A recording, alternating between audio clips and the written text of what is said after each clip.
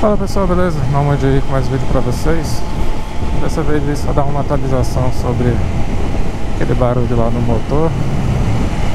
Levei lá na concessionária, passou 2 dias lá.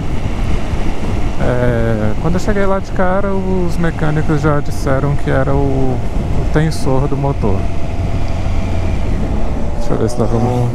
Não, por aqui não dá pra mostrar. Eu vou botar essa pecinha aqui. Eu vou botar a foto aí também.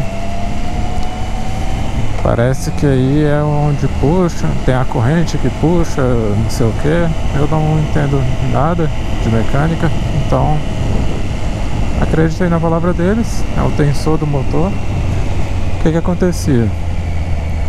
Eu ligava a moto de vez em quando, né? Não era sempre que acontecia isso.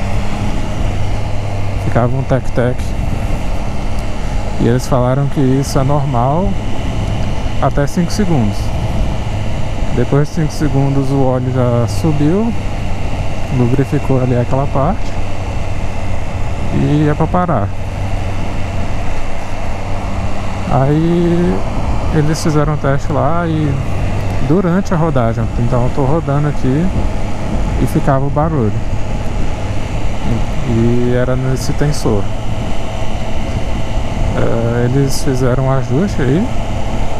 Eu já tentei escutar esse barulho com o motor frio, com o motor quente.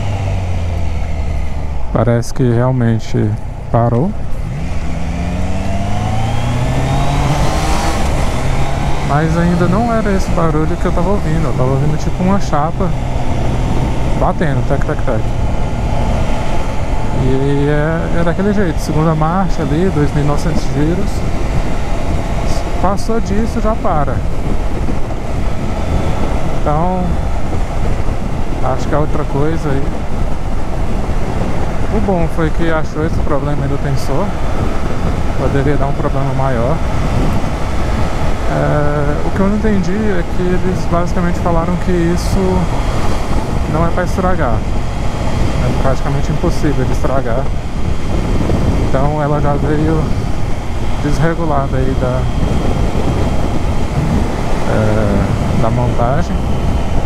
Ou dei muito azar mesmo. Pelo menos foi algo fácil aí de resolver. Eles apertaram lá na garantia mesmo, então não cobrou nada. E vou continuar de olho aí pra ver se esse problema volta. E quando eu tiver um tempo eu vou levar de novo lá, que o barulhinho que eu ouço aí não parou. Dá uma olhada aí pra ver o que é. Mas é isso. Se você gostou, se inscreve aí, deixa o like. E até o próximo vídeo. Fui!